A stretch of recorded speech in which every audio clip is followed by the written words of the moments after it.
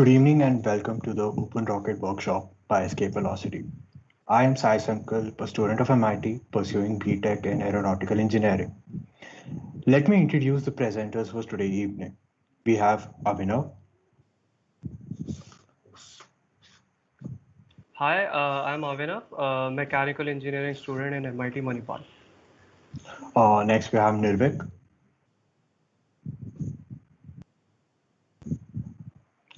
Nirvik, you're on mute. Good evening, everyone. I'm Nirvik. I'm also a student of mechanical engineering. Next we have Anshul, Hello and good evening. I am Anshul Agrawal and I am from Mechanical Engineering. now we have Kushal, Hi everyone, I'm Kushal Agarwal and I'm pursuing BTech in Mechanical Engineering in MIT. now we have Advait. Advait, you're on mute.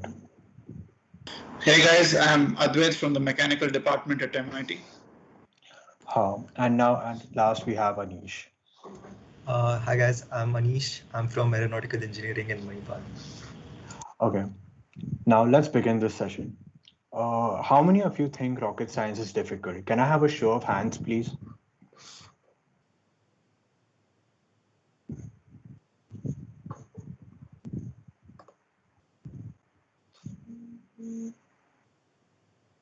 Well, most of you feel that rocket science is difficult. So I hope that we can change this notion by the end of tomorrow.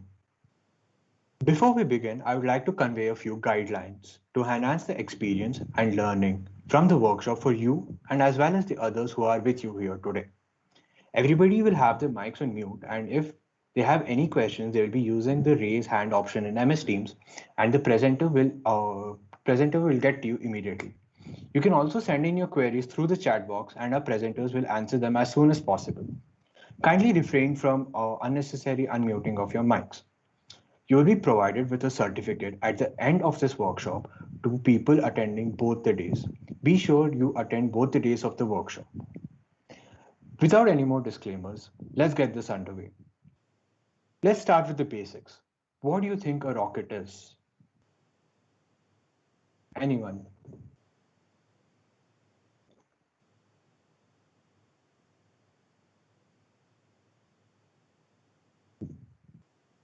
Okay, then I'll tell you guys. A rocket in its simplest form is a chamber enclosing a gas under pressure, and a small opening at one end of the chamber allows the gas to escape, and in doing so provides a thrust, a force that propels the rocket in the opposite direction. Now let's go on to sounding rockets. What do you think a sounding rocket is?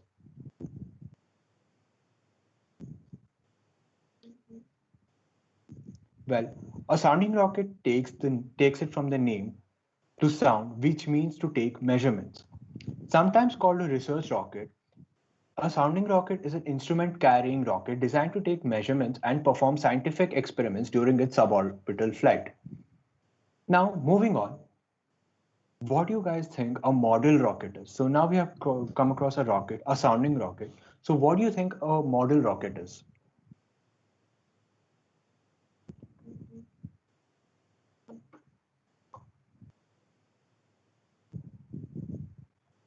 Okay, a model rocket is a small rocket designed to reach very low altitudes, for example, 100 meters to around 500 meters.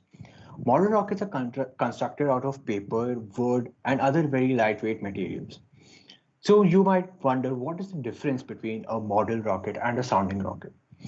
The main difference between a sounding rocket and a model rocket is that a sounding rocket has a fixed purpose, that is a scientific purpose, that is a experiment inside the sounding rocket, which will be performed either during flight or at its highest point, which is known as apogee, or during descent when it's coming down.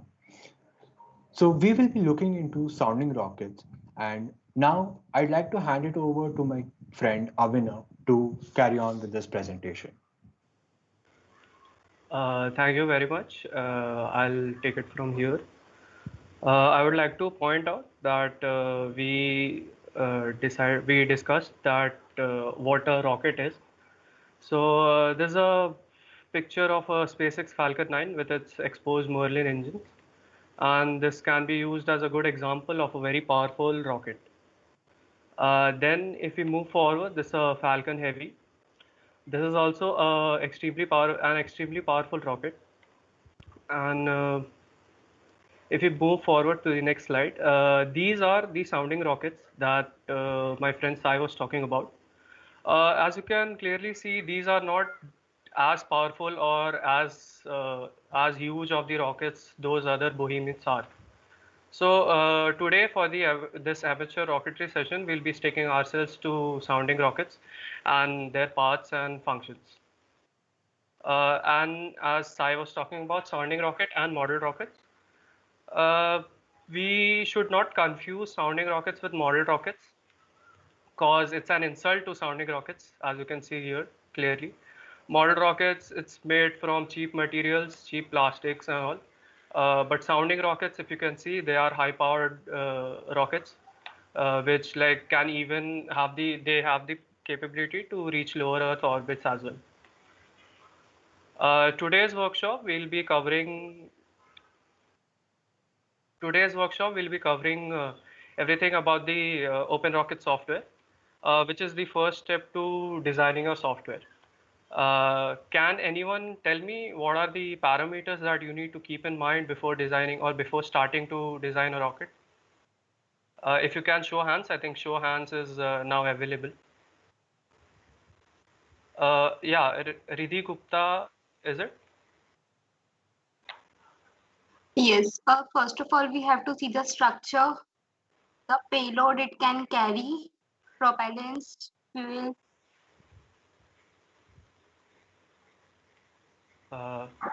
Okay, I think we lost you there.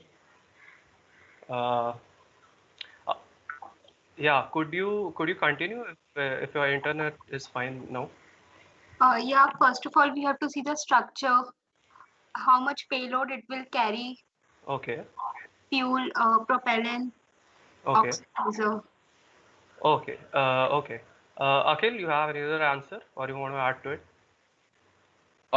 We could, decide the altitude at which, we want to launch the rocket at. So that way you can design the engines if you want a solid rocket booster or a liquid fueled propellant. Okay, that's fine. But like, how do you decide what height you want to achieve?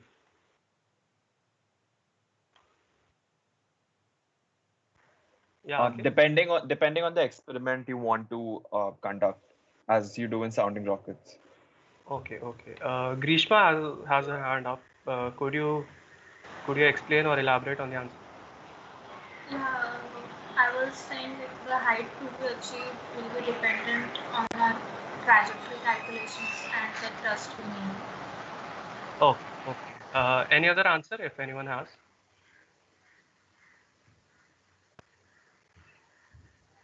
Yeah, Sai Charan. Based on the fuel and the payload. Based on the fuel and the payload. Okay, fine. Payload is a very interesting word. Do you know what a payload is? Yeah, Sai Charan? Is it the part other than the fuel basically carried by the rocket? The Okay. experiment, what is being done? Yeah, it's an experiment, but it's not exactly the other parts that's carried. Yeah, Akhilesh or Akhil. Apart from the launch vehicle, like whatever suppose a satellite is carried by a rocket, so that's the payload. Okay, okay, okay. We'll come to that when we move on to payload. Yeah. Achman, I think your hand was up for a really long time. No, that's fine. Akhil answered what I wanted to say. Okay, cool, cool. So all of your answers were pretty much like around the exact answer. We'll come to what the preliminary factors are that decide how you design a rocket. But like the first step that you need to consider for making a rocket is you need a purpose of the rocket, which, as rightly my friend pointed out, is the payload or the purpose of the rocket. And once you have decided on the purpose of the rocket, you'll automatically or you'll immediately know what your rocket needs to do or what your performance needs to be. And in this case, in this software that we have right here, the screenshot that we have, this is the Open Rocket window with a built-in model rocket. And this software or tool helps us in chalking out a plan to making your own rocket. And now let me ask you this question. You all said ki you have like these parameters that you have. What is the payload, and then what apogee you need, or what the power of the motor should be. But could you tell me how the size of the rocket is decided?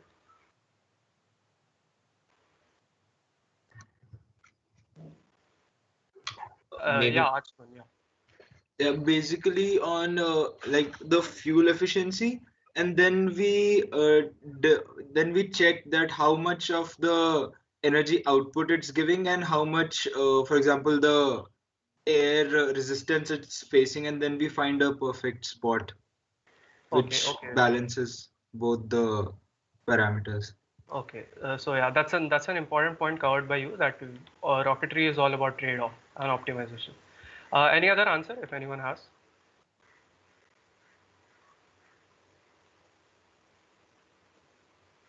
Okay, so basically, yeah, the factors that decide your rocket dimensions is not only payload though.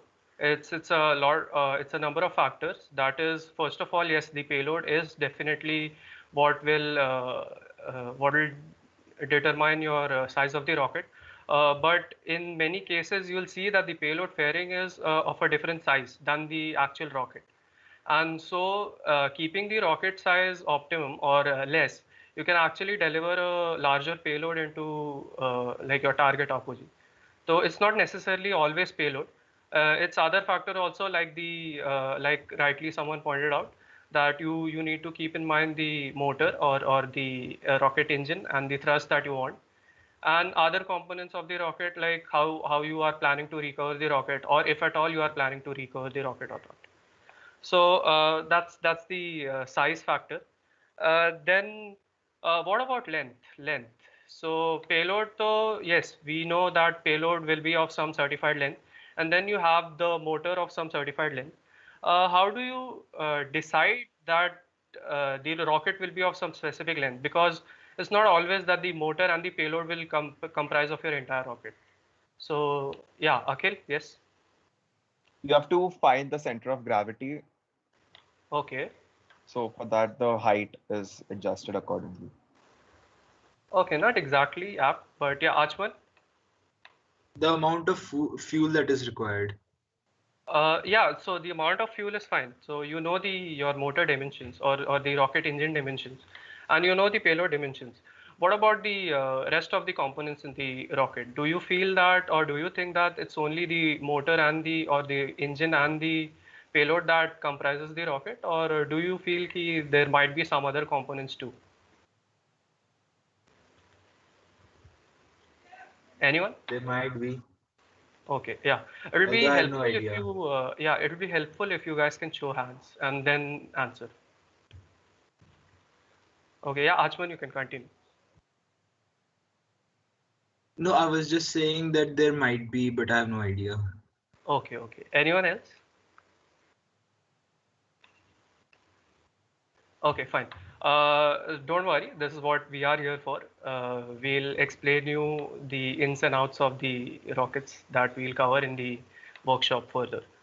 Yeah, so coming back to the tool or the software that we have, this software will help you in building or making a preliminary design or making small design decisions that you will need throughout your throughout the building and manufacture of your rocket. First of all, like the important part is your size, that will comprise of your diameter as well as your length. Then you need to make the design suitable to fly. So in that case, you'll need to check the stability of the rocket, and you'll need to check the thrust to weight ratio and other factors that we'll cover later. Then yeah, so in this workshop, we'll be looking at how to use this tool, or to make the maximum utilization of this tool and the options that you have available in this tool. And but before we move on to that, as you people rightly pointed out, that It's definitely payload and rocket engine that comprises the rocket, but there are other components also which you people don't know about. So before we can move on to actually designing the rocket, you'll need to know a little more about the rocket itself. And we'll start off with that then. So there's a sounding rocket of our rocketry team in Manipal, Thrust MIT, and this is the rocket that we'll be attempting to make in this ORK workshop. Then this is another such sounding rocket, Arya of again Thrust MIT, and this sitting on the launch rod, and we'll tell you what all details are there in a rocket, and then you can make out that what each and every component is over here in this picture. So this is the CAD model of the rocket that we'll be making, and I'll share the CAD with you guys and show you how the model will actually look in a computer-aided design software.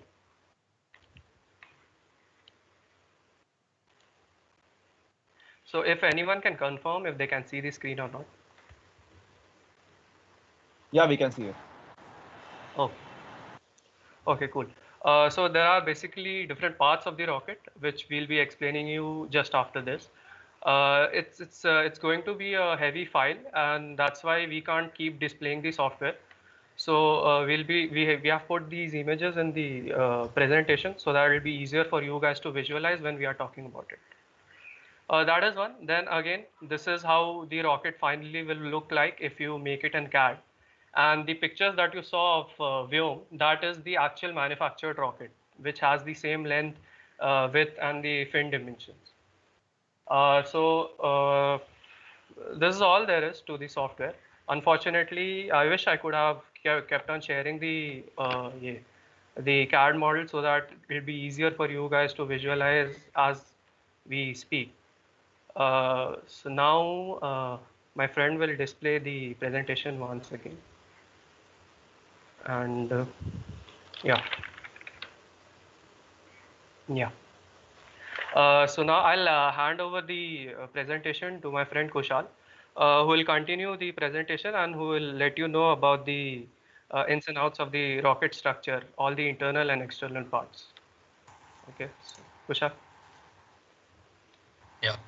So hi everyone. I'll be briefing you about the internal and the external parts of the rocket. So let me start off with the external rocket. I list a few of them, and then probably you can answer what function or purpose. So the round tubes that you can see in the middle are the body tubes of the rocket. On the top part, the tapering up, it is called the nose cone, and the tapering end at the bottom part, it is called the boat tail of the rocket. And of course, you can see the fins at the lower end of the rocket. Now, I like to ask any one of you, what is the purpose of all these components in the rocket? Anyone can answer.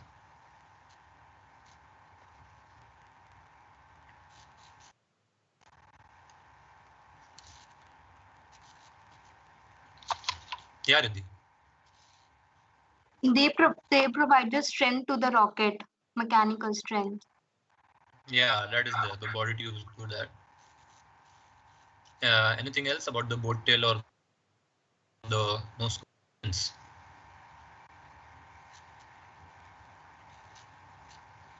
Okay, so I'll start off with explaining about the body tubes. It is okay, Ashwin, Raj, and Grishma. They provide the aerodynamic flow. They help cut through the wind. Yeah, correct. They help make the rocket more aerodynamically suited. Yeah. Yeah, Grishma. Then Akhil, you can answer after Grishma. Fins help in the trajectory, like the direction of the rocket. But yeah, it provides to help. It helps to provide stability to the rocket. Yeah, that's their point. Akhil, yes. So yeah, Grishma already said my point. Thanks. Okay, so does anyone have any other answers, or do I continue with explaining it myself? Okay, so I'll start off with the body tubes, or technically called as the fuselage of the rocket. Now, these are the main structural components of the rocket. As you can see, they house all the internal components of the rocket, and they are specifically designed in a cylindrical shape so as to provide a more aerodynamically suited rocket. Moving on to the nose cone. As I mentioned before, this is the tapering part at the top of the rocket. Now, why this is tapering? Because so as to reduce the drag force while the rocket is in flight. Now, the nose cones come in various shapes, such as the conical and the round nose cone. Moving on to the boat tail. Again, this is the tapering lower end of the rocket. Now, why this is tapering is exactly the same reason as why the nose cone is also tapering. It is to reduce the drag while in flight. Last external component of the rocket are the fins. Now, fins help to increase the area near the bottom of the rocket so that we can shift the pressure near the bottom of the rocket. Now, how this helps in rocket stability will be explained further in the aerodynamics section. Moving on to the internal parts of the rocket. Yeah, Priyansh. Can you tell where the body tubes are? Pointing them, I cannot exactly know where the body tubes. Okay, so the body tubes are the whole, like between the nose cone. You got to know where the nose cone and the boat tail is, right? Yes. Yeah, so between them, the whole tube you see, right? The separate tubes. Those are the body tubes, which house all the between them. Yeah. So I'll move on to the internal components of the rocket. So the internal components of the rocket, mainly the machine parts of the rocket, which are housed inside the body tubes. So I'll list some of them, such as the centering rings, the thrust plate, some of the mounts to keep the sensitive components of the rockets in, and the recovery mechanism. All of these will be explained in detail in later sections.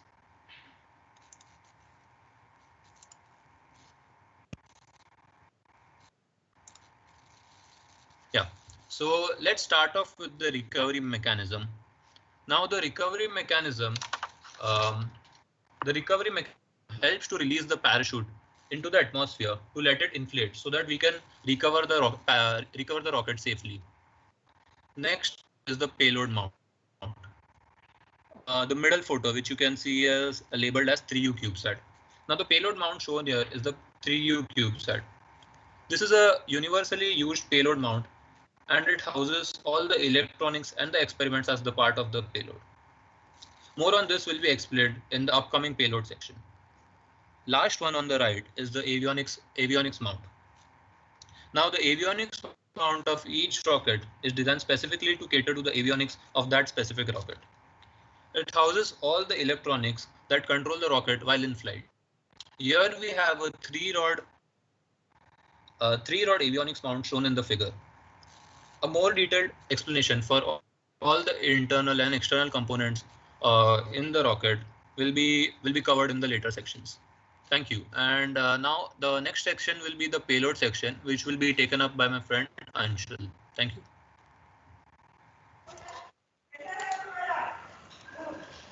Hello everyone. So we already talked a little about the payload in previous sections. So does anyone want to add anything about the payload? Some additional details?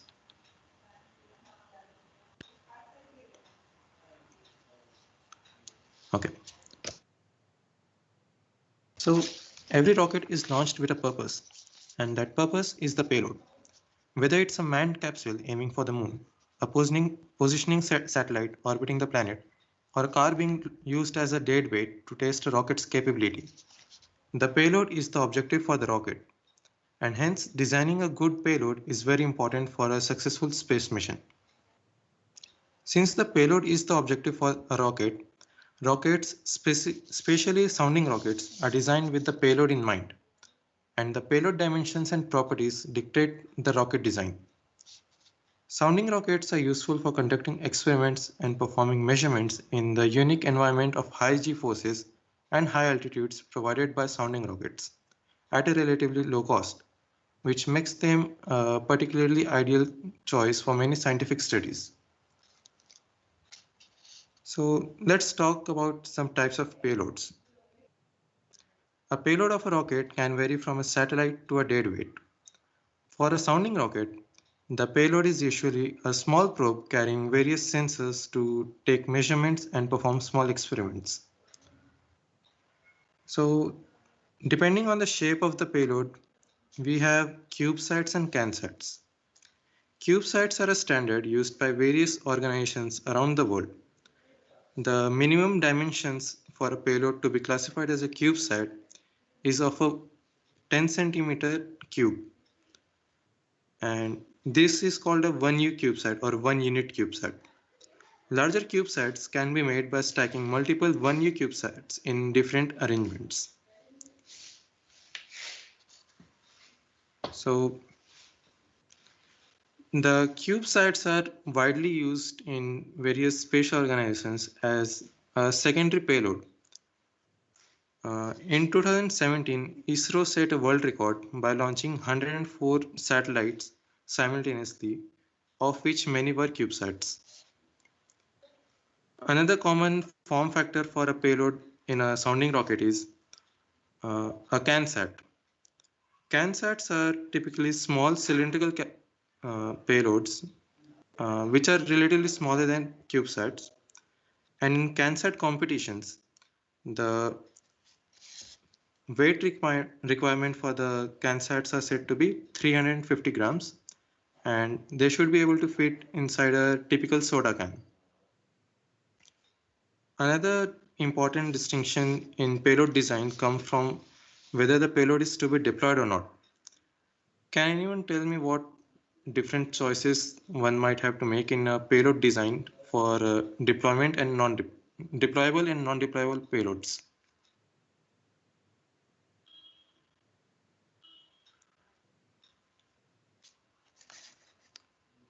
So a non-deployable payload, okay, Aryaman, go ahead. You could have things like drones, tiny drones, or like sampling tools for deployable payloads. Non-deployable could be like passive sensors. Okay, yeah, that's a good example. If we talk about the design of the payload itself, deployable payloads have an additional requirement of a recovery mechanism in them. So once you deploy the payload, you also want to recover it. For that, you might add a parachute to it or make it structurally strong enough that it can survive the impact to the ground. If we talk about the functioning of a payload, we can have experimental payloads which carry a small experiment with them, or we can have a data collecting payload, as RM just said, which can collect some data from the atmosphere, which can be used for meteorological studies and more. Or we can have a simple dead mass, which can be used to test the capabilities of the rocket itself. So does anyone have any ideas what an experimental payload could be, or what kind of experiments we can perform in the unique conditions of a sounding rocket?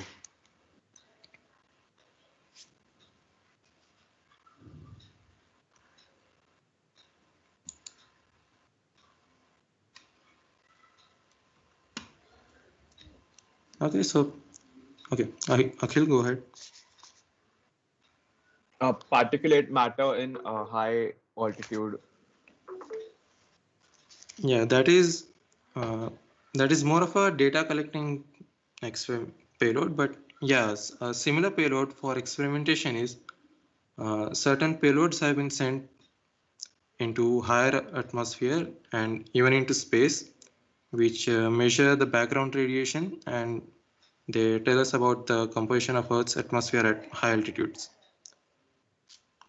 So here on the screen, we have a CubeSat, a 1U CubeSat.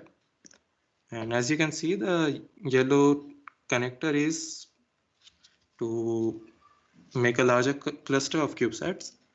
And on the left, you can see a small CanSat, the internals of a small CanSat. Here we have the very famous Tesla Roadster, which was used as a dead weight for testing or rather demonstrating the capabilities of the Falcon Heavy. Here is a 2U CubeSat again. As you can see, it is not supposed to be deployed since it does not have any recovery mechanisms, and it will be used for data collection. So for the model we will be building in the software today, we are setting a targeted altitude of 3000 meters to optimize our rocket further down the design process. Now to talk about the aerodynamic system, I will be handing over to my friend Anish. Hi guys, am I audible? Am I? Yep. Yeah. Yeah, cool. Okay.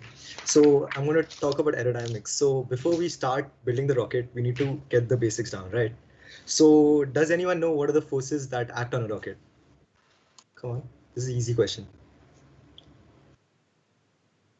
There's so many people. Okay, yeah.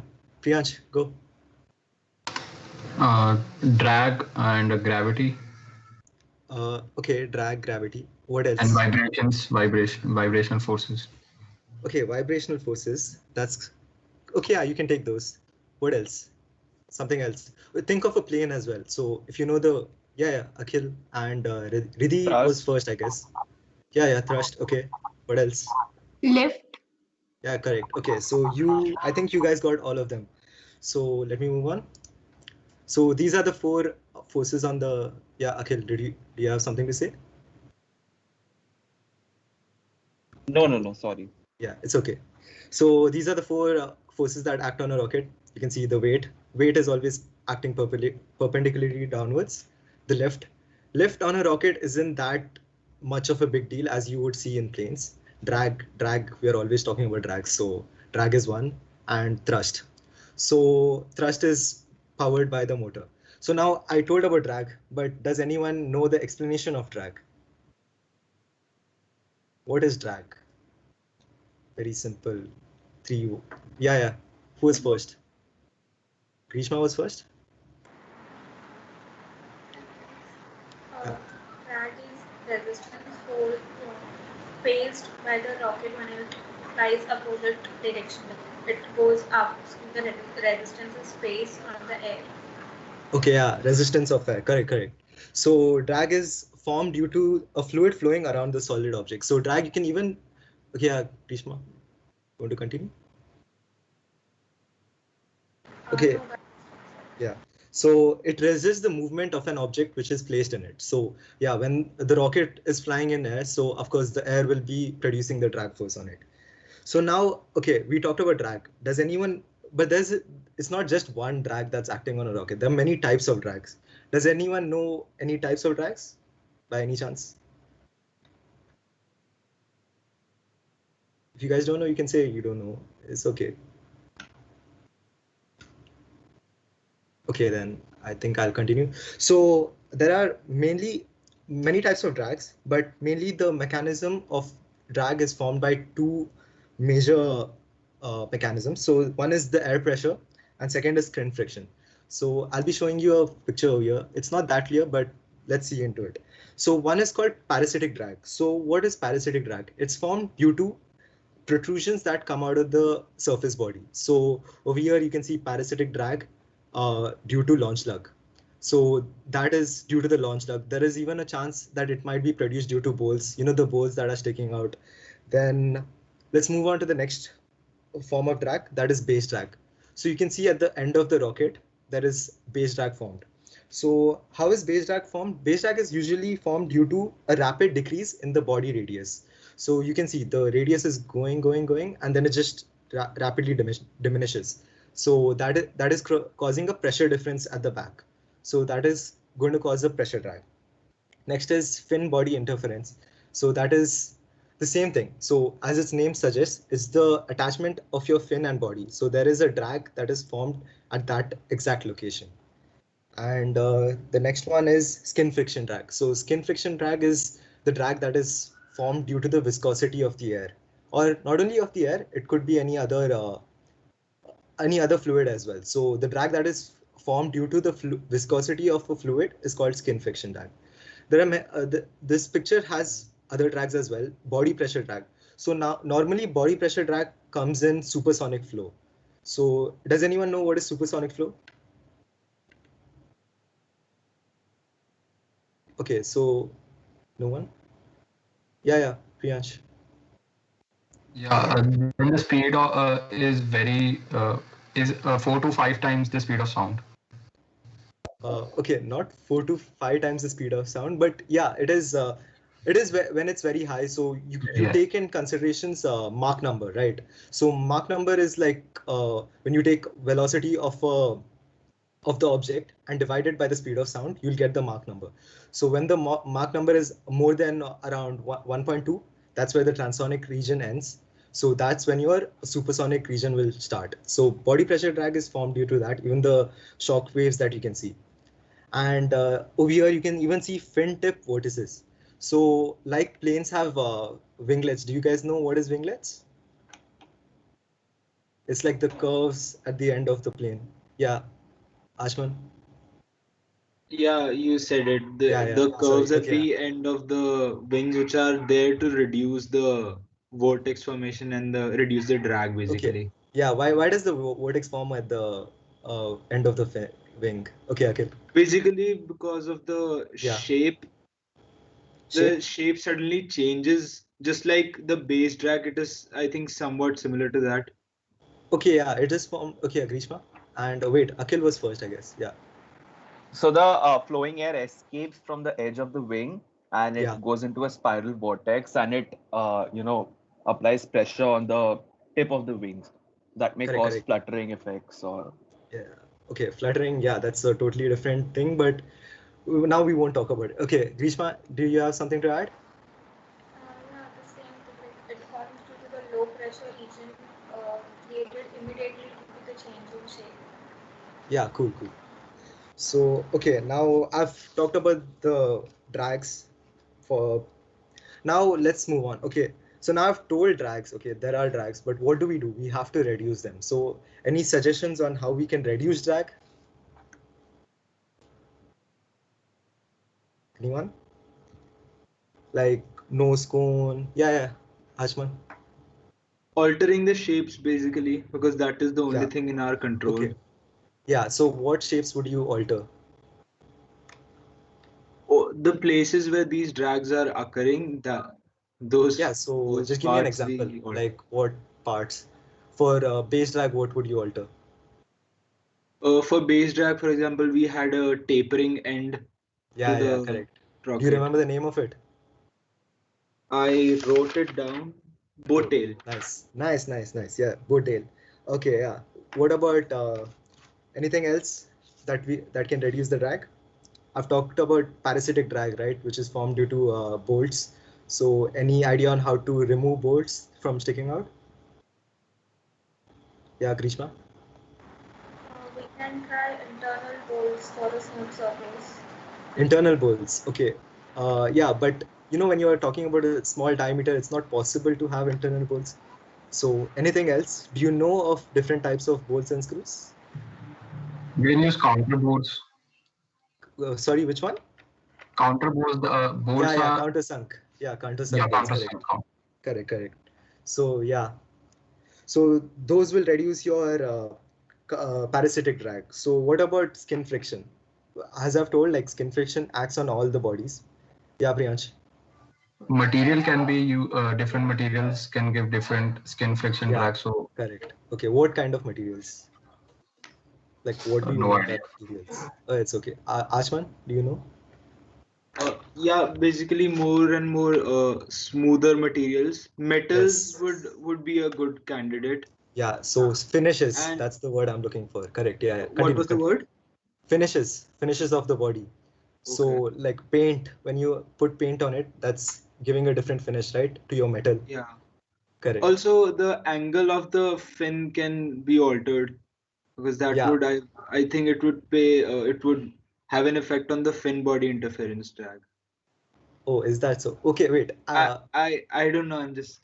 No, guessing. it's just okay. It's a good guess. Oh, so fin body interference drag. Okay, so that is, as I've told, it's the intersection between the fin and the body.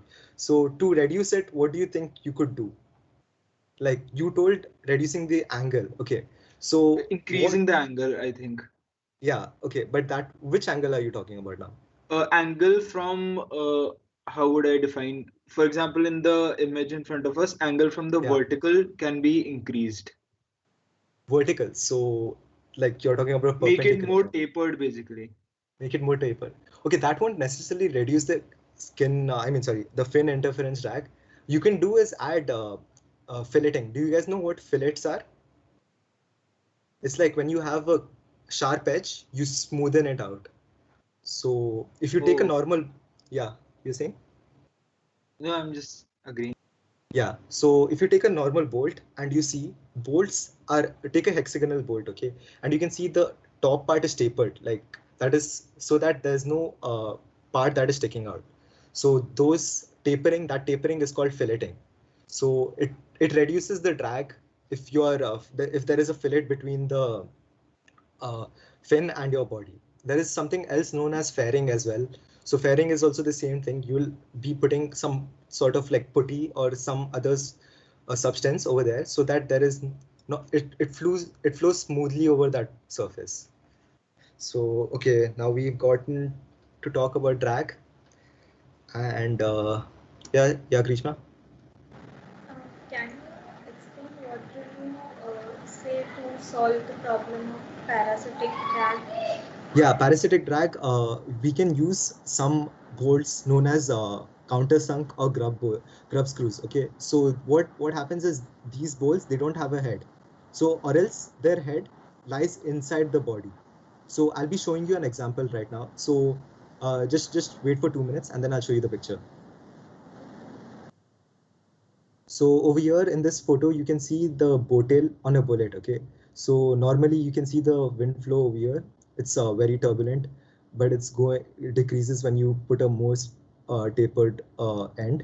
And now at the third image, you're totally tapering it down, and it'll give the best, the lowest drag at that point. So it's written best at 7 to 10 degrees, and 5 to 1 caliber is the distance between that. Okay, anyone knows what is caliber? The meaning of caliber?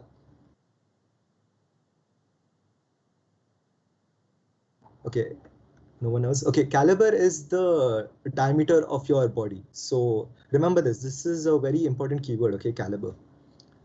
So now let me move it front. So these are the different types of nose cones. So as Kushal had mentioned before, there is like pointed nose cones and conical nose cones and rounded nose cones. So you can see these move on like this, and the worst to better. So conical, you would expect it to have the worst drag, and Von Karman has the best drag. So Von Karman, I'll be talking about it specifically later on when we're making the ORK. Okay, I think I'm taking too much time. Are you guys getting bored?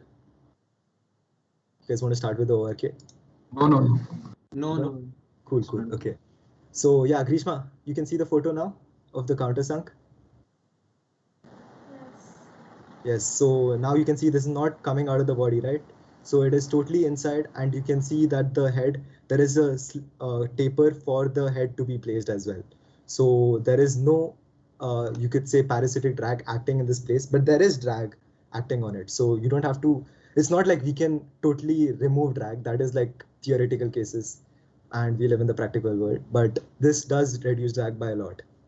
Is that okay? Do you get the imagination right now? Can you tell what caliber was again? Yeah, okay. Caliber is the diameter of your body. So when you are taking your rocket body, 1 caliber is the diameter of the rocket. Oh, okay. I got it. Diameter, yeah. Yeah. Caliber, can you explain that? Sorry? Caliber, I did not get what it means exactly. It's the diameter of the body. So if it's a rocket, it's the diameter of your rocket. If it's a bullet in this case, it's the diameter of your bullet. Yeah, you got it right. Okay, so now I think everyone's waiting for the ORK, so let's move on with the ORK. Is my screen visible? Yeah. Yeah, cool. Okay, now I can't see if you raise your hands or not, so you'll have to like speak in turns, or whoever opens their mic first will speak. Is that okay with everyone? Or you can wait till the end of Anish's presentation. Yeah, okay, yeah, you can do that as well. But I'll be asking some questions, so if anyone knows any answers, you can chip in. There's not a problem. Or else I can see who raises the hand. I'll Yeah, okay. I'll Yeah. ask him. Avinav will inform me about that. So after you download OpenRocket, you can the jar file and the Java, there'll be an option like this. So you'll have to click this to open your OpenRocket. So yes, OpenRocket. So yes, this is the software finally. So now I'm going to be talking about what the software is about. So let's file and edit. Normally in all softwares, you can see my cursor, right? Yeah. Okay. So file and edit. So file is, you'll open a new one, open any software any designs that you have, open recent, open examples. See, there are many examples that you can see as well. Then save, print, close, quit. Okay. Edit as well. You can undo or redo your steps if you made a mistake or you want to go back because the previous one was better, something like that.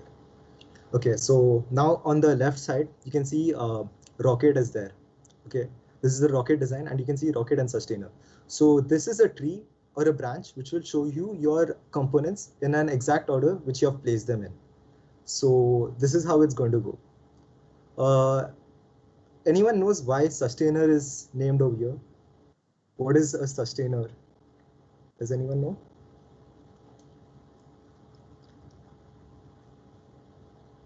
Second stage of the rocket. It's the first stage of the rocket, the Sustainer stage, and then the second stage will be of the booster stage. But yeah, good one. Okay, so that is the rocket design. The tree I was talking about. Now over here is where you choose your components of your rocket. So you can see body components and fin sets.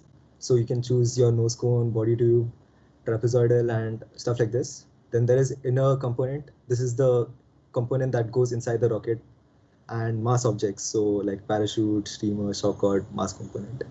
And lastly, at the bottom, this is called the display window. So the display window is going to show you your rocket which you're building. So that is shown over here. And then there is a view type over here. So you can change the view of your rocket. So side view, back view, 3D figure, 3D unfinished, 3D finished.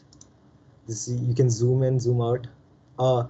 It's okay if you guys don't have the software downloaded now, just follow through with what I'm going. It would be more beneficial. And then tomorrow you can see if you can follow with me or not.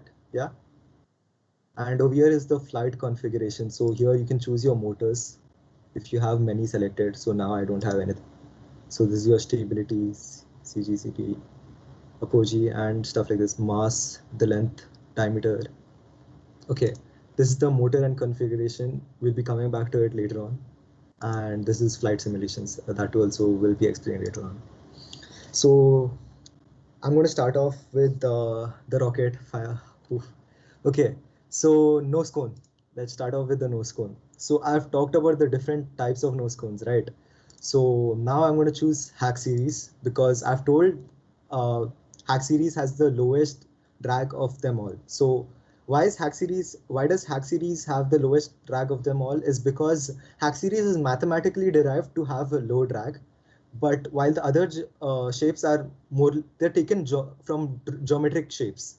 So like your conical, ogive and all, they're taken from geometrical shapes, while Hack Series is actually derived.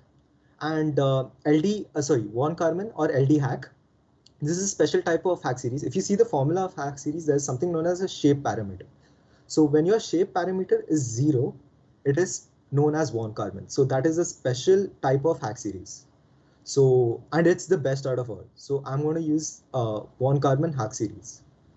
So, and now moving on, as some of you have mentioned before as well, like the payload decides the rocket. So that is correct. So now we have our payload in mind. So now I'm going to design the rocket around that payload. So through what we have calculated and things like that, we have broken down it to the length, by diameter of the rocket to be 14 centimeters. So 14 centimeters is the diameter of the rocket. Now you can see the nose cone, it's kind of like off. So we need to give it some length as well. So length of the rocket. So length of the rocket is known, you can find the length, there is a ratio, okay? It's called the fineness ratio. So fineness ratio is the length of the nose cone divided by the diameter of the nose cone. So normally the fineness ratio should be around 5:1, that is like optimum. But not in practical usage, you would keep it around 3:1. So since the diameter is 14, I'm going to go with 45 centimeters as the diameter. Okay. So now we are done with the nose cone. I'm going to close this. Now I need to start adding body tubes. Someone had asked what are body tubes, right? So now you can see it. What are body tubes? So first I'm going to add this body tube. Excuse me. Yeah. What Can happened? you tell the spelling of that word? Ratio. Fineness. F-I-N-E. Oh, fineness. Okay. Yeah, fineness. Yeah. Thank you. Yeah. Okay, so now the body tube. So now I'm going to be placing the recovery bay over here. Okay. So yeah. What happened?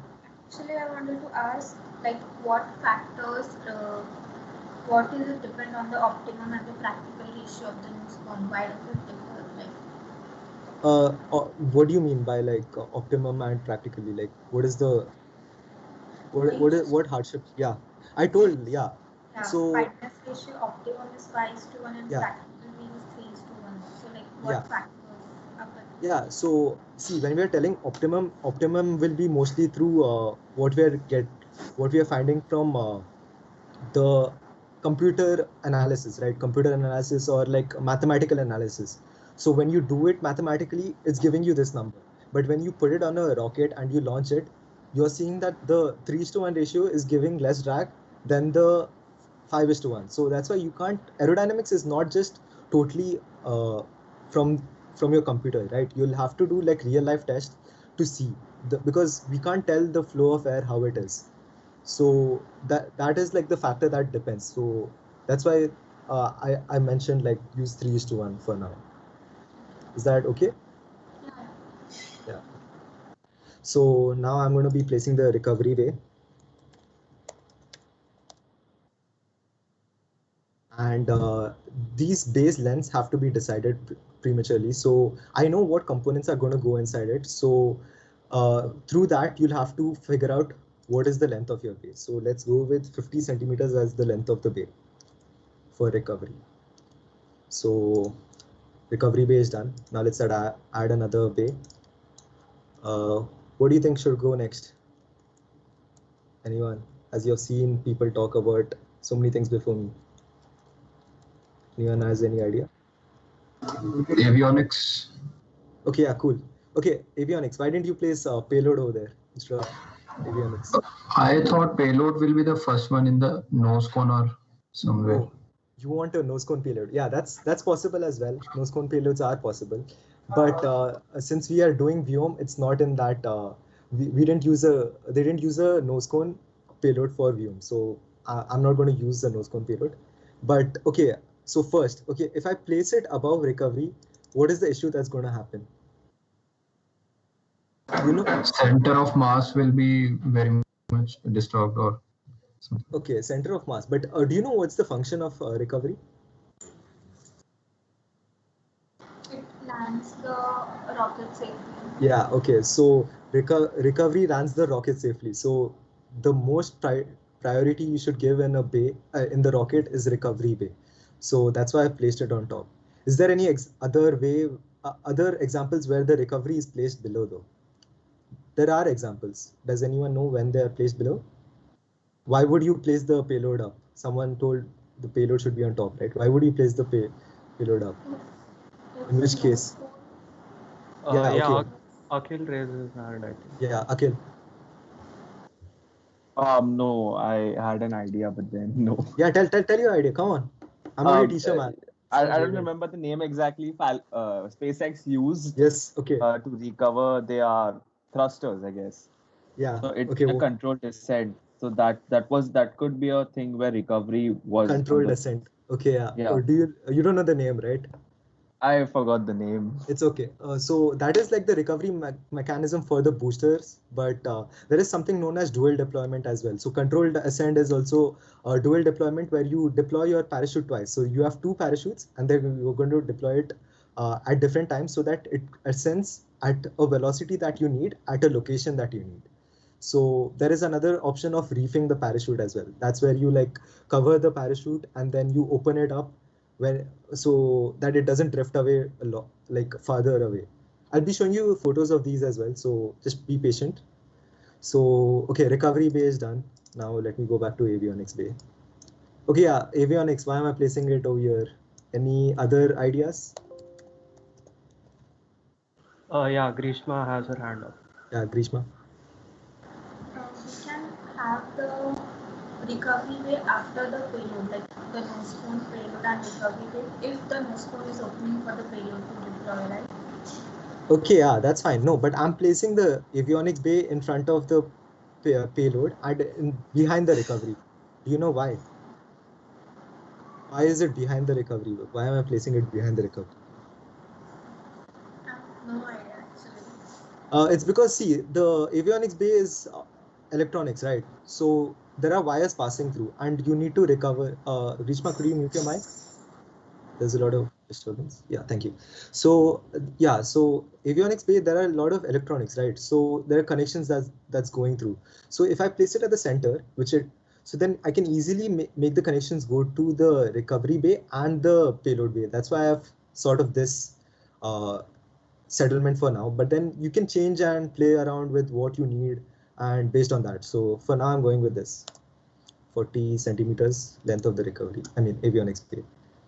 Now, next we're going to add the payload bay.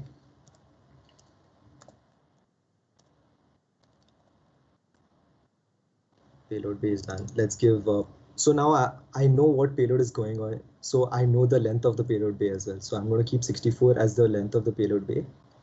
And now since we know what the payload is, we're going to add the payload in the starting itself. So you can see in mass objects, first you need to select your payload bay. Then in mass objects, you click this mass components button. So that will open an unspecified mass for you.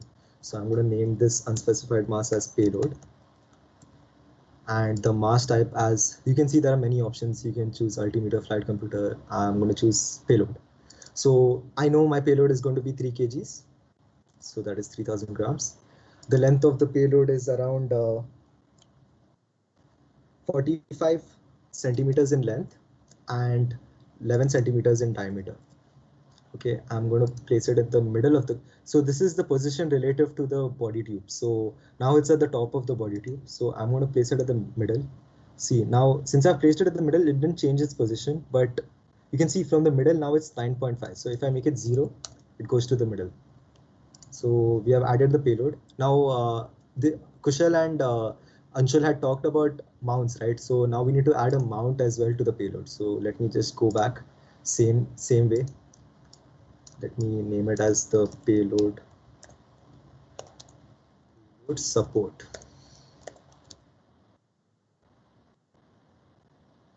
And let's keep it as payload. The payload support is around 200 grams. So these components that I'm adding, the weights, right, you'll have to later on make it in CAD or some other softwares, or you'll have to check the weights and then input it back into ORK. Remember this. So now the length of the payload support is around 35 centimeters.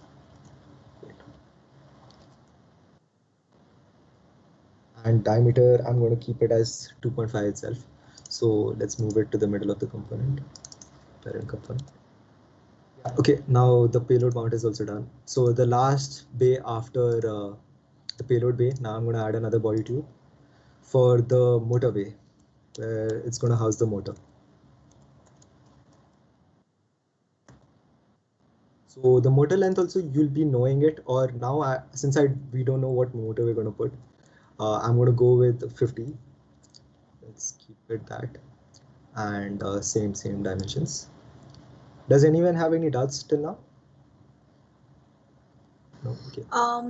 Excuse me, I'm Yeah. confused with what happened when you put the payload and the payload support inside the payload bay. Yeah. Oh, what's confusing you right now? I'm like, what did you put in there inside the payload bay? Yeah. So inside the payload bay, I chose this option known as mass component. Can you see it? Yes. Yes. So when you click on the mass component, now I can choose the mass type. Okay. So the mass type normally it's unspecified. When you first choose it, it's by default unspecified. But I've chosen payload as the mass component, and then I've put the weight.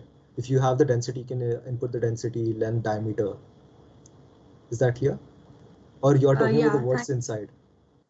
Yeah, and also the payload support. Yeah, so the payload support is the mount. So it's the same thing. I've done the same thing. And then I just change the mass of it and the length. Okay. The dimensions are different, but the way that I put it is the same. Yeah, Grishma has a doubt. Yeah. The payload supports its dimension must be greater than the payload, right? Because it will be on the outer wall of the tube, inner wall of the tube, right? Yeah, it is. That is correct. But right now I'm just doing. It's not the actual payload support, right? So now whatever dimensions I put, it doesn't matter since the mass is there. So now I'm just randomly putting these numbers. So you can make it 45 as well. There's no issue in that, but I just put it as 35 so that it'll be visible to you guys. That's it. Is that fine? Yeah. Yeah, okay. So now I've placed the motor mount. Now lastly, I'm going to use the boat tail. So we have talked about the boat tail and how the boat tail works. So now, as you can see, I've been using the nose cone and body tube, right? So body tube is like a straight tube. So I need the boat tail to taper. So I can't use the nose cone option. So there is another option known as transition. So transition is used for making a boat tail. So it's the same thing. Transition also has options like all your same nose cone options, but I'm going with conical because it is very easy to manufacture conical rather than any other shape. So now the length of the length of the boat tail. Now, does anyone know how we decide the length of the boat tail? Like I talked about fineness ratio for the nose cone, but length of the boat tail? Based on the angle of tapering, 7 Yeah, to 10 but degrees was okay, optimum. that wasn't optimum. That was just an example for a bullet. That was that bullet's example. But for a rocket, it's completely different. Does anyone know? It's related to the motor. Let me give you that. Anyone knows? Okay, so you guys know that Based on how fast we want the fuel to eject. Yeah, okay. How does the fuel come out of the rocket? From what part is it going to come out? From the boat tail itself. Yeah, boat tail. But I told about the motor, right? So what is the end part of the motor? Do you know what's the end part of the motor? Sorry? Nozzle. Yeah, correct. Okay, so nozzle. So yeah, so your boat tail is mostly designed around the nozzle. So now I know the nozzle's length and dimensions. So for the motor that I'm going to use later on, it's going to be around 12 centimeters in length, and the 4 diameter, that is the opening end of the nozzle, the end part of the nozzle, is going to be around 11.5 centimeters. Okay, that's with the gap. So you can see the transition, right? Yeah, okay, cool. So the transition is done. Now, okay, so now we have done this. You can see the length of the rocket. It's around 261 and max diameter is 14 centimeters. So previously you guys were talking about how to decide the length of the motor. Some people were like, it depends on the mission of the rocket and stuff like that. Yeah, but those are correct. But what are any mathematical things that you could relate to the length and the diameter? Think if you have a long column, okay, very long, and it's very thin, what's going to happen with it? 12th grade physics, buckling. It'll break. Yes, okay, it'll break, yeah. So now we have a ratio, another ratio. Yeah, okay, there's too many ratios. There's one ratio called as aspect ratio. So aspect ratio is the total length of the rocket divided by the diameter of the rocket. So now 261 divided by 14. Does anyone have a calculator? Anyone can do that? What's that? What's the number? What was it? 261 divided by 14. 18.64. Correct. Okay, 18.64. So normally the aspect ratio when we're choosing, right, we choose for a rocket from around 10 to 20. So the Falcon 9 rocket, F9 FT, that is around 19:1 ratio. And Saturn 5, the biggest rocket ever flown, that is around 11:1 ratio. So normally you keep it around that ratio, you play around with it. The longer the rocket, it's better, it'll reduce the drag. But if you have such a big motor that you don't care about drag, then you can of course keep it short. But yeah, so now our rocket is around 18.64, correct? So let's go with that. That's a good number. So lastly, anyone knows what is stability of a rocket? What stability is? CG, someone has told me CG, and what is the other red thing you can see over here? You can see CP. What is CP? Does anyone know what is CP? Center of pressure. Okay, what is center of pressure? Yeah, Ashwin Raj had his hand up. Yeah, Ashwin Raj. Yeah, no, I just know it's center of pressure. I don't know what's the purpose of it though.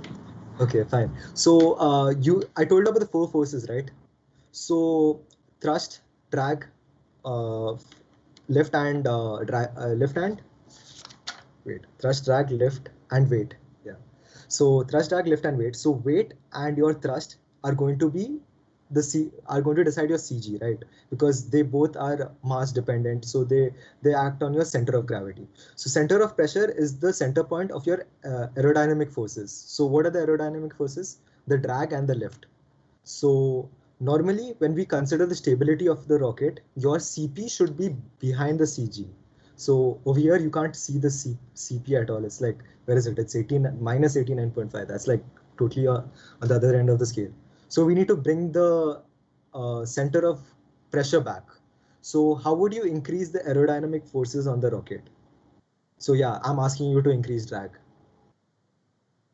It is very contradictory, Fins. but yeah, okay, fins. So now let's add fins. So there are three options, okay? Trapezoidal, elliptical, and freeform. I'm going to go with trapezoidal fins. Okay, now how many fins should I put? What do you guys think? How many fins do you want in the rocket? Chat says 3. Chat says 3. Why 3? Yeah. What if I put 6? He says 4 or 3. 4 or 3. Okay. So 4 or 3. 4 seems symmetrical, more symmetrical. Let me go with 4. But what's the difference between 4 or 3? Like, why would you choose 4? Why would you choose 3? Ashman wanted to say something, I think. Yeah, Ashman.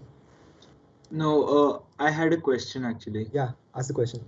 So before you put the fins, yeah, the CP was minus something. Yeah, correct. What does that mean in physical terms? What does that mean?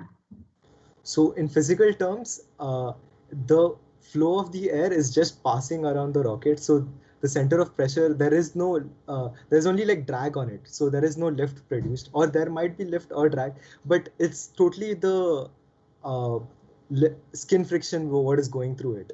So that isn't giving you an exact point. So there's actually a way to calculate the CP. There is a formula, but I won't be going deep into that now. So you can look at the formula and then you'll get a more deeper understanding of why it's placed like that. Okay. Even the software that you're using right now, it does the calculation and gives you the point of the CP and CG. Okay. Okay.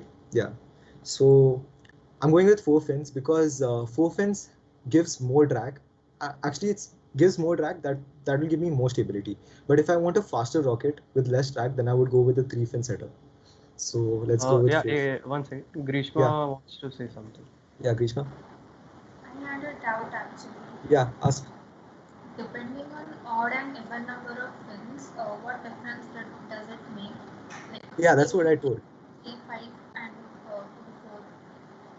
4. 5 and 4 is, see, as you keep on increasing the number of fins, right? The number of the amount of drag force acting on your rocket will keep on increasing. So you don't want that much drag, right? Or else your rocket, the motor that is giving out the fuel, the thrust is getting wasted. So you need to find the optimum between the least amount of drag and the most stability. So four fins gives that. So that's why I'm going to use 4 fins. But if you use 3 fins, it'll give you less stability, but it will give you less drag as well. So that will make your rocket go faster. And because thrust isn't getting wasted, right? You get it? Yeah. If you have any doubts, ask me. It's okay. Or else I'll get back to you later. Yeah, I think I'll ask later. Yeah, okay, cool. Okay, so now I'm just going to go ahead. I'm going to add some, so fin rotation and fin cant, that I'm not going to touch up on it now, but it's just the rotation of the fins. Now root chord, so root chord, tip chord and height. Okay, so root chord, tip chord and height. Do you guys know what root chord, tip chord and height and sweep length, sweep angle? Does anyone know what it is? Save me effort if you guys know. Please, some Elon Musk. No one's there. Yeah, Akhil wants to say something. Akhil, come on. Sweep angle is, I guess, the angle from the body tubes, like the angle at which the fins are bent. Okay, so that's what if not I put 0 exactly- at sweep angle? What is going to happen? It'll be less streamlined. No. What is the shape going to be like? It's just going to be straight. Square. Like Yeah, correct. no, Okay. if it's yeah. See, it's like a rectangle now, right? Yeah. So okay, so yeah, more drag if your sweep angle is like it depends on everything is like calculation. So every number you change on this is going to change something else. So let me keep the sweep angle as 27 for now. Root chord around let's go with 21. Oh god, look at the strings. Then tip chord around 15, and height, let's go with 10. So the few thumb rules that you would wait. Does this look good? Wait, no. The sweep angle changed. Okay, we'll go back, change the sweep angle. Also. Sweep angle should be high. Yes. So now, yes, CP is behind CG. We are stable. Yes, rocket will fly, hopefully. So height is 10. Everything is there now. I've got the stability, but now I don't know what to expect from this because there isn't much in the rocket. So now. Yeah. 1 second. Grishma wants to ask something. Yeah, ask. What is sweep length? Sweep length is the length. So you can see this tapering length, right? That's the sweep length. But so the sweep length and sweep angle are like interdependent. So it's the same thing. So you can either input the length or the angle. Okay.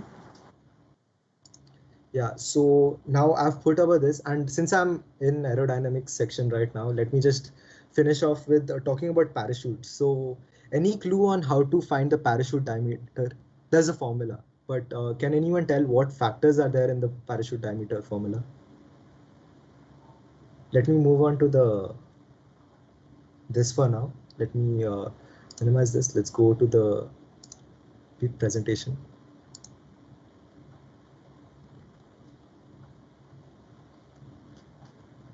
So yeah, anyone knows the parachute diameter? How to calculate it? Just tell me like factors like parachute. Okay, so parachute is bringing something down. So what do you think will acts on what acts on the parachute, like forces? Air resistance. Air resistance. Okay, correct. Is one of them surface area? Yeah, correct. Okay, so area of the rocket, area of the parachute, correct. Then what else? The weight of the rocket. Yeah, weight of the rocket, mass of the rocket. So right now I didn't put the mass of, I didn't put the parachute in the rocket because I don't know the weight of the rocket because there is still a lot of things to add. So we're going to add the fins later on. The parachute later on. So let me talk about this now, the fin design. So I went with the tapered design, right? So first I showed you the rectangular one, straight tapered, swept tapered, elliptical. Okay, now you can see elliptical is there. Why didn't I go with elliptical? Anyone knows? Elliptical. It's curved. You think? Yeah, Ashwin Raj. Because it reduces drag and you want to increase drag. It reduces drag. Yeah, I want to increase drag, but then if it's giving me the optimum value, why would I want to go with something that is giving me more than what I need? Well, at first you wanted the CP to be below the CG. Yeah. That is there. Even hopefully this will also give me the same value. I don't think it can stand as well if you have an elliptical fin. If you're using it for standing or landing. Landing, think of it, it's been made by the same material. Okay, so material is same, but what about making the fins? Which is easier, a curved edge or a straight edge? Okay, so many people are raising their hands. Okay, Grishma has her hand up. Yes, Grishma. Maybe because the airflow would leave the surface at the peak of the elliptical shape, so it would not be helpful for us. But that is the same case with the tapered fin as well, right? So why I'm telling you, think of while making this thing. So which is easier to make, the elliptical or round shape is easier to make, or you have to make it with some materials. Okay, so you have to cut this out. So if you take a scissor, is cutting a circle easier or cutting straight lines? Yeah, yeah. So that's why I'm going with the trapezoidal fin set. Yeah, chart says control issues. So if you can address that also. Control issues? Okay, yeah. Oh, you mean controlling the rocket? Are they talking about that? I don't know. Chat says control issues. Control issues. If chat could explain what do they mean by control issues? Yeah, chat says yeah. What is yeah? Come on, guys. You can switch on your mic, dude. Why are you No, I was saying that maybe the shape reduces the amount of control we have on the rocket. Yeah, so that's the stability, right? Yeah, correct. Yeah. The shape does, but I'm talking about like when you're making it, right? So you need to make this rocket. So if it's giving like things and it's easy to make, then why won't you say that? Yeah. Control issues are a factor. Yeah, correct. But still, I'm just talking about manufacturing. So, okay, let's move on. Fin designs are done. So I was talking about the parachute diameter equations, right? So yeah, these are the equations taken from NASA, please. Okay, so NASA has its CD. What is CD now? 1.75. It's written as typical as well. What is CD? Anyone knows? Coefficient of drag. Yes, coefficient of drag. So coefficient of drag is okay. There are some people who are raising their hands and I can't address them. I'm sorry about that, but you'll get your chance. Don't worry. So coefficient of drag is another factor when you're taking drag. So you can't, when you have coefficient of drag, it's giving you the number. So the number coefficient of drag will indirectly give you the drag force also that will act on the rocket. So as you can see, R is air density. So R's value is 1.229. A is the parachute area. Someone said area. Velocity. So no one mentioned the velocity. So what is this velocity that it's giving me? It's a parachute. Okay. So what do you think the velocity is that it's giving me? Velocity of descent. Yes. Okay. What is velocity of descent? Descent is the velocity that's coming down with. So when it's coming down, how much do you think the optimum value should be? Just tell me a random number. Doesn't have to be right. What do you think safe number is? If a cricket ball is coming down and you need to catch it, what do you think the safe number of the cricket ball is going to be when it's coming down? 15. Okay, close enough, but still 15 meters per second might hit your hand. I don't know. But I think that 10 is the most optimum value. So normally when you're making a parachute, you would normally keep it below 10 meters per second. Yes, Grishma, what happened? I had a doubt. Yes. How do we calculate CD?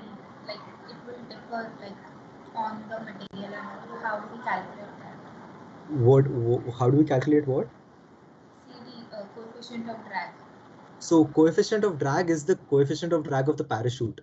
So that will be calculated by the drag force that is acting on the parachute. So you'll have to do simulations for that. So simulations are like, you'll have to work it out in the laptop, do simulations, you have to see the speed, and there are many factors. But after that you can, and then there are some parachutes that are pre-made. So when they are making the parachute, they will tell you the CD of the parachute. So they are telling that CD is 1.75. So that means that the parachute that they are giving us right now is with CD 1.75. But you'll have to do like run tests on them. Everything is run through tests. So you'll have to put it in a wind tunnel, test it out, check the value that it's giving. You'll have to design the shape of the parachute. There are many types of parachutes as well, but normally you would use the circular hemispherical shape for a normal rocket. But you know, like paragliders have a different shape of the parachute because it has a different function than what we need, right? So that there are many factors, but CD is normally figured out. You'll have to find it out through computers and calculations. So yeah, so velocity, I mentioned descent velocity, keep it below 10. Now let's move on. So yeah, this is the wind tunnel testing. So these parachutes, the parachute has been attached to the wind tunnel, and it's a fan. So the fan is covered from this side, so the air can't go in other directions, and it's inflating the parachute. So now you can see like if there are holes in the parachute, if it's giving you that much drag force, if it can get the rocket down with that descent velocity, so things like that. So let me move on. This is Vuom's parachute recovery test. So the ejection mechanism has been blown off and the parachute is coming out. Yeah. Yes, they do cool stuff. Check them out at Thrust MIT.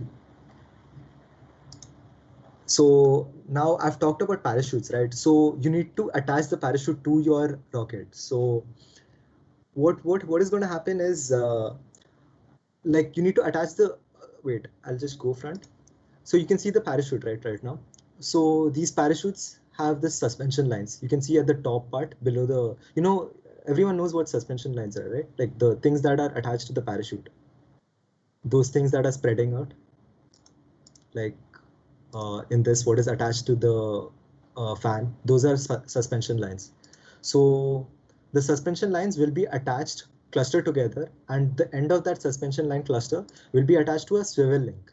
So now the swivel link is a link so that if the parachute starts to roll, because roll is also a factor, right? Because it's circular, everything is circular, there's a chance for it to roll. So this will encounter that roll moment and it will stop from the rocket also rolling with the parachute if the parachute is rolling. And this swivel link is attached to the eye bolt. Okay, these sizes are different, and this eye bolt is attached to this bulkhead. So this is an eye bolt on a bulkhead. And the same thing is attached in the nose cone as well. And there are shock cords that are attached to the eye bolt. Oh, sorry. So the shock cords are attached to the eye bolt as well with a swivel link, so that you can even recover the nose cone, because you have to blow off the nose cone so that the recovery and the parachute can go out, right? So this is the recovery mechanism as a whole. And so this is your, see, you can see dual deployment taking place in this, I think. You can see the small drogue parachute, and this is the main chute. So that is one way when you need it to fall in a certain area. First, you bring it down with a high velocity with the drogue parachute. So the drogue parachute has a smaller area, so it will bring it down faster. And when you reach that optimum height, you'll open the main parachute. So when the main parachute opens, it'll give a more drag force, more drag coefficient, and it'll bring it down slowly. So you get that optimum velocity, and it reaches the location as well. So this is one. And over here you can see two states of the parachute coming down. So in one state, it's just like straight. And the second state is it's moving towards the left. So why do you think it's moving towards the right? Sorry, it's moving towards the right. Why do you think it's moving towards the right? Anyone? I'm going to finish it off, man. Come on. Chat says wind. Chat says wind. Okay. So yeah, you're correct, chat. I don't know who you are, but you're correct. So yeah, wind speed is a factor. So it will what happens when the wind speed is acting on these masses, there is area of these masses as well. So when the wind speed is encountering the area, it is going to push it from the normal flow, the descent path. So that's when drift happens. So that's why you would use like dual deployment or reefing, so that these drift factors don't have that much effect. So when the speed that it's coming down with is very fast, that time the drift factor won't be that much, right? So yeah, these are the two mechanisms of the, drift of this thing. Now I'm going to give it back to Anshul, who's going to be explaining about avionics. Hopefully you guys didn't get bored. Thank you for listening to me. I'll be seeing you guys tomorrow. Anshul. Okay, so we are at the last section for today, and we'll be wrapping up soon. We know it's already 7:30, so please bear with us for a bit longer. So we'll be talking about avionics here. So what idea do you get from the term avionics? What comes to your mind? Anyone? Okay, Akhil, go ahead. It's the computer or the electronic system responsible for flight characteristics and control. Okay, yeah. Shashank, you want to add something? Is it deviation plus electronics? So you use electronic equipment. Okay, both answers are very close. Like, yes, it is aviation electronics. So it comprises not just the computer on board, but the entire electronic systems on the aircraft.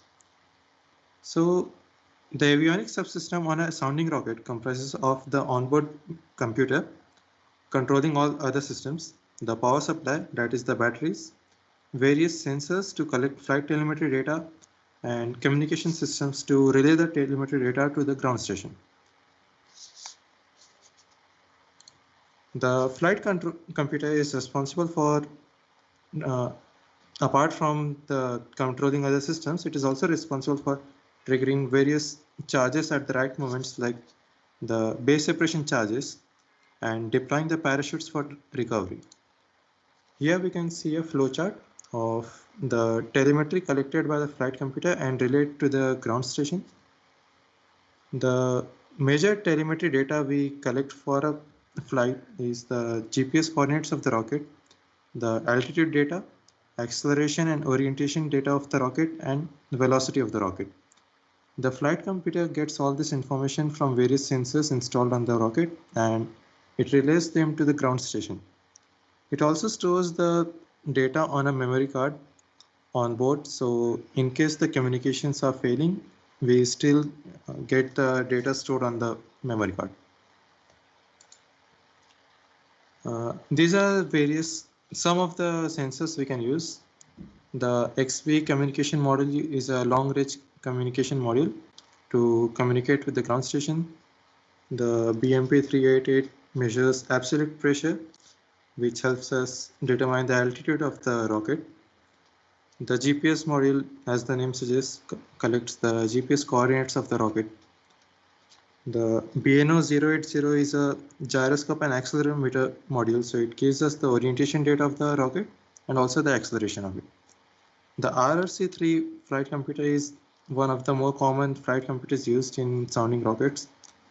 It does not require a separate microcontroller to use it, so that's an additional feature for it.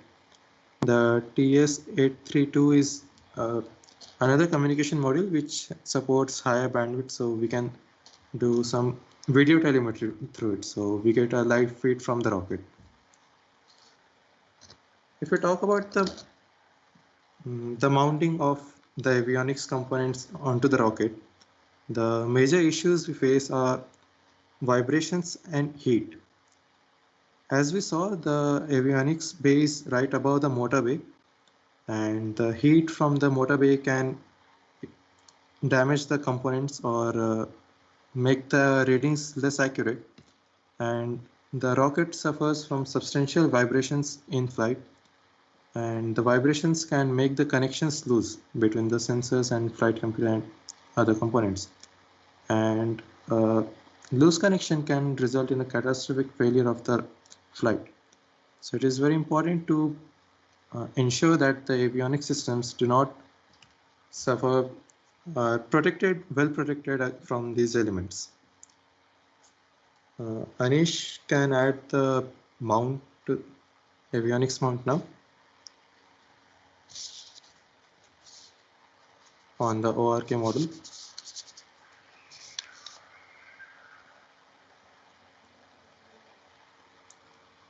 Okay, so as we can see, the avionics mount we'll be adding here will be a 3-tube mount. The reason we are using a 3-tube mount is it provides a good balance between the structural strength we need to properly mount the avionics components and a good balance between that and manufacturing complexity of it. The payload also faces similar issues like vibrations. Since the payload also carries electronic components, we also need to ensure that the payload mount is well protected, is providing good protection from vibrations and sudden forces.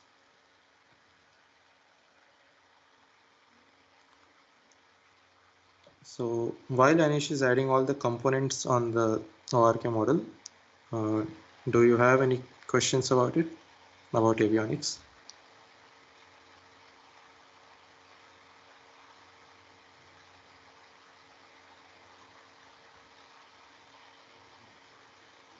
Okay, Sushant, Akhil, okay. Sushant, go ahead. How do you shield avionics laser? From heat. Can you repeat that, the question? Yeah, how do you shield the avionics bay from heat? Okay, so if you see on the model, we have different bays for the different systems. Between the avionics bay and the motor, we install a bulkhead and a insulating pad which prevents most of the heat from coming inside. And we also add some other insulating materials so we get the optimum insulation. Akhil? What kind of a power source do you normally use for avionics? It largely depends on the requirement and the power, like the power supply we need. You can use normal alkaline batteries if that is sufficient for your purpose, but we often use lithium polymer batteries. And again, you can use something else. It depends on the requirement you have. Arushi? How are you deciding what length and thickness and density the material should be? Of what? For all these components you're making using the ROX.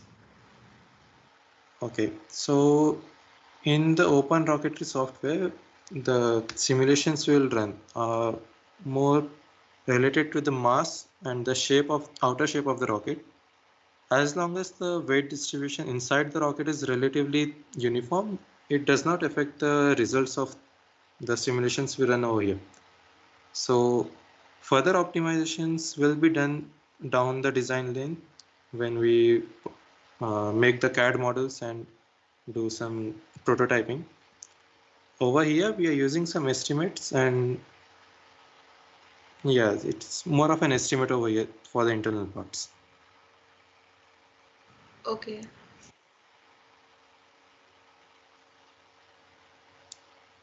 Priyansh, yeah.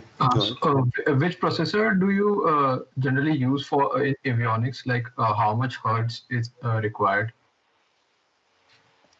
That again depends on the kind of sensors you are running, but it's usually we just go for, when you are going for a COTS computer, there is a commercially available computer, you can yeah, it depends, like it's a wide range. You don't need a particularly high performing processor, you need an accurate processor.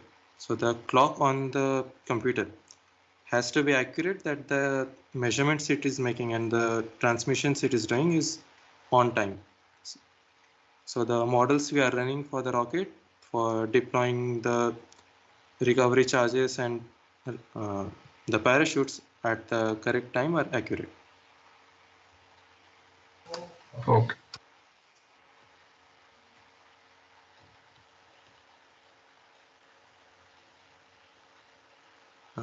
Anish, are you done?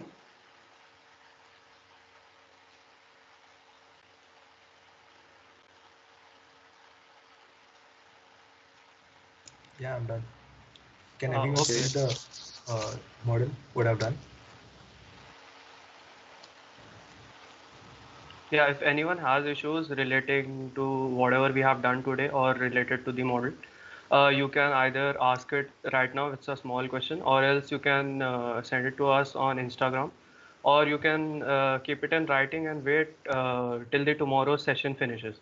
We'll have a long Q&A term tomorrow after we finish the workshop.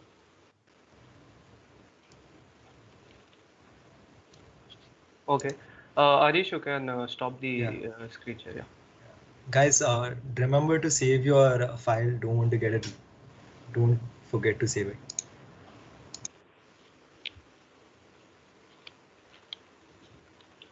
Okay. So yeah. So with that, we come to an end of this first session of this workshop.